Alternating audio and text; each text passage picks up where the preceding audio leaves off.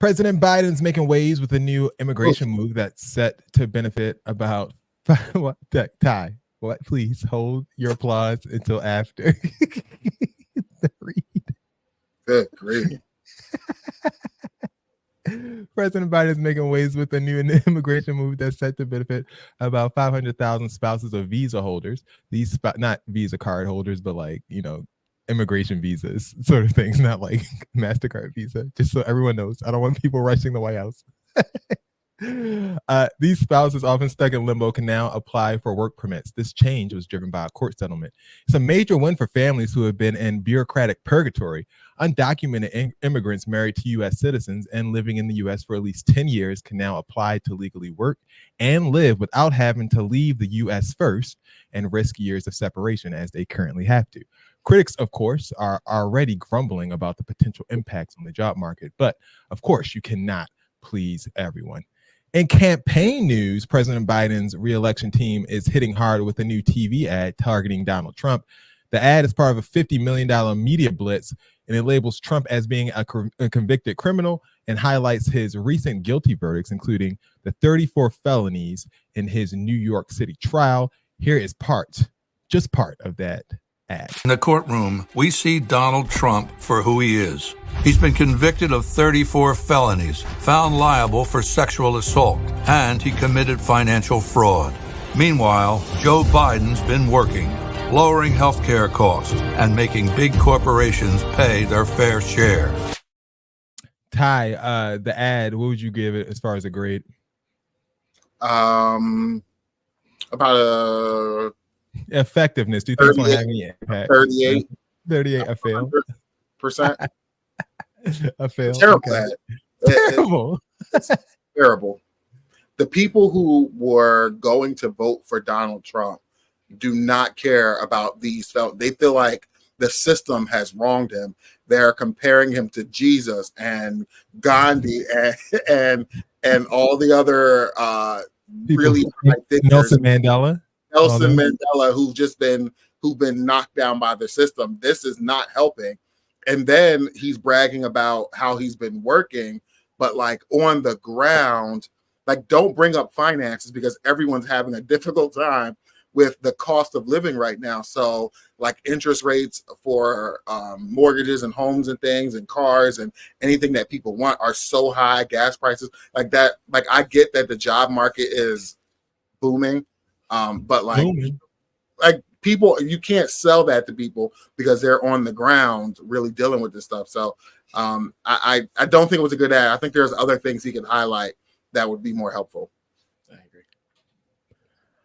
In other news, Donald Trump, for his part, had a nice week. He made a controversial visit to Detroit, a city he once called a living hell, quote unquote.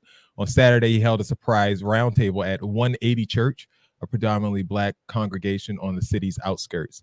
While the event was supposed to address issues facing Black voters, the crowd was notably packed with white attendees, and social media erupted with criticism, calling the event lies, smokes, and mirrors. Here's Trump's entrance into the event.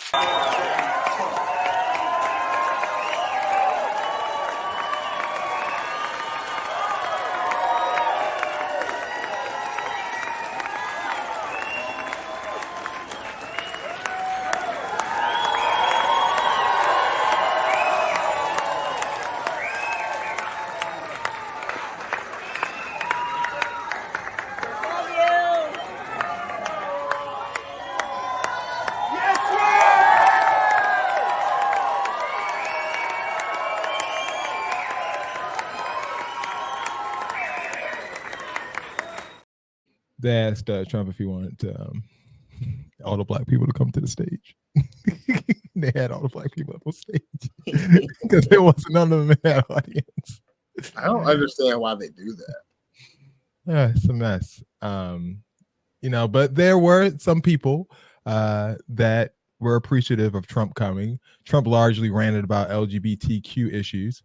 But some said that they were happy that Trump came because, quote unquote, Barack Obama and Joe Biden never came to the hood, which is untrue, but okay.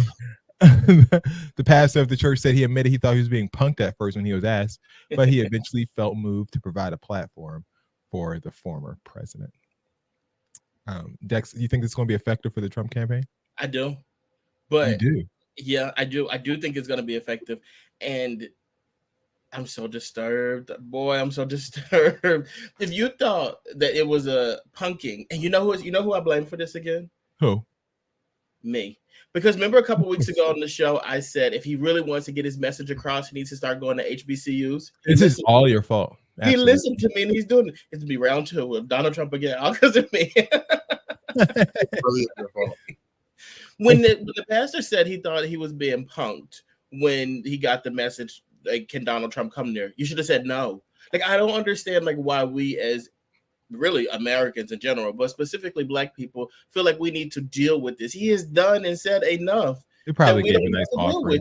What are we doing? They probably gave a nice offering. It's not worth it, though. It's like, people got to stop. Like, you're inviting any old body into your church. You know that it's for campaign season. You know he'll never be back. You'll never see this guy again if he wins or loses. I just don't see the purpose of saying you felt obligated to provide him a platform. Why is that? Obligated is probably because he was paid.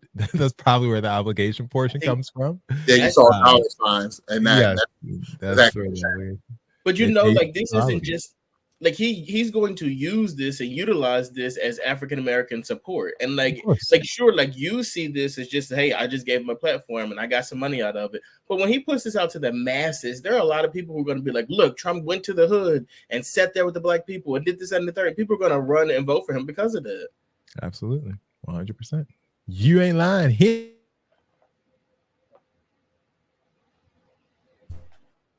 Trump and the president Joe Biden, their campaigns have agreed on new debate rules, including the power to mute microphones now to prevent the chaos of past debates. What chaos, you might ask? The question is, radical left. Will you shut up, man? We have ended this segment. We're going to move on to the second segment. That was really a productive segment, wasn't it?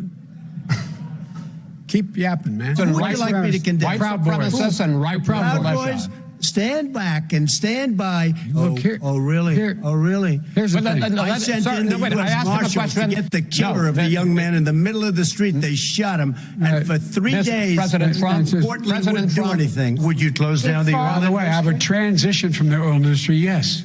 Oh, I will that's transition. The oil industry pollutes significantly. I see. Here's the deal. But that's you can't a big do statement. That. Well, if you let me finish the statement, I have never said I oppose fracking. You said it on tape. I did. Show the tape. Put it on your website. I'll put it on. Put it on the website. The fact of the matter is, he's flat lying. No more of those moments. That was a mess. They talked over each other. Do they realize that those moments of them interrupting each other were the highlights of that debate? Like, if they're not interrupting each other, I'm not watching. What do you mean you're not? So boring. And so, why would I want to see Donald Trump be civil with Joe Biden? Like, you guys are literally, I want y'all to fight for my vote, duke it out for my vote. Like, cut him off, call him a loser, say he's lying, say he paused, make fun of him, make a joke. Where's the entertainment? What are we doing? It's not an entertainment show, Dex. This is a presidential debate. You send me at the highlights because I won't be watching. It should be substance. Like, it should have some substance. I want you to bring Joe Biden's son's baby mother and put her front row center. Like, I want the drama, the mess. Like, we already got the drama, the mess. Yeah, I think that's. Go ahead. We need the entertainment factor. No, it's a debate. Like, why would you want them to sit up and just give it? We know what Joe Biden stands for. We know what Trump stands for. So we're really just going to sit there and let them talk and answer questions. I can go on their website for that. Y'all ain't even trying to fight for my vote. Who's running for independent? RFK. I'm gonna vote for him. No, please. I'll be honest with you. Although Dex's point was super silly just now, you really don't need the two of them to debate other than to entertain you, because they've all been president before. So you know what they're about and what they're going to do. And that's true. I don't think there's any person in America right now the whole country no one in the whole country is on the fence as to whether or not they're going to vote for Trump or Biden. This is a race to the polls to see who has the biggest support, because nobody's on the fence. No one. Wow. Okay, I mean, look, you might. Well, be I right think there are a about lot of people who probably don't want to vote at all. I think that's what you got to get those people to actually come out and vote. Like, I think that's the struggle for them. A new poll from Pew Research reveals that 25% of voters are not thrilled with either major party candidate, kind of what you guys were talking about. A quarter of the electorate is dissatisfied with their choices, indicating deep-rooted discontent and division within the country, the highest level of any of the past 10 presidential elections. So there haven't been two people more hated in an election in the last 10 presidential elections. But you see this, right? And then you have to take that step back and think as a voter, how are these two getting the nominations then? Like who is it that thought like the country hates the two of these guys? They don't want to vote for either one of them, yet as Republicans, as Democrats, we're going to give them the nomination. How did you come up with that? That doesn't make any sense to me. Because they dominate their respective yeah, but like we don't like you. We don't want either one of you. And we said this before too. We said this 4 years ago. But like you said before as well, they've both been president. And at this point, what's happening with politics is that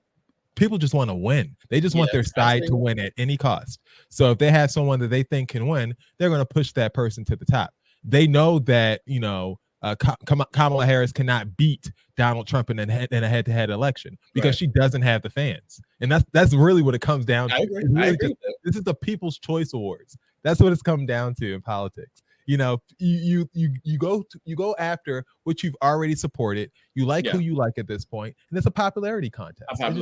Yeah. And so they know if you're not popular, if you're not popular enough, Kamala Harris is the vice president, but she's not popular enough to go against Donald Trump. That's the problem. Gavin Newsom isn't popular enough. No one knows him enough for him to go up against Donald Trump at this point. That's the problem. So we went from picking the lesser of two evils to picking who's more popular. That's where we are in this country at this point. That's literally what it is. Yeah. I think the next election cycle, though, after these guys are finally out of our hair after the next 4 years, I think the next cycle is just going to be it's going to be crazy. These candidates, they come up here. Huh? We're not gonna be here. This is it for us. This is the finale of America. We're not surviving this presidency. No, we're not getting series finale or season finale. Series finale of America coming soon. Coming this fall. We can't. We can't go on like this. I mean, there is some truth to what you're saying. This is. Is it the series finale or the season finale? Series. It's over. Bring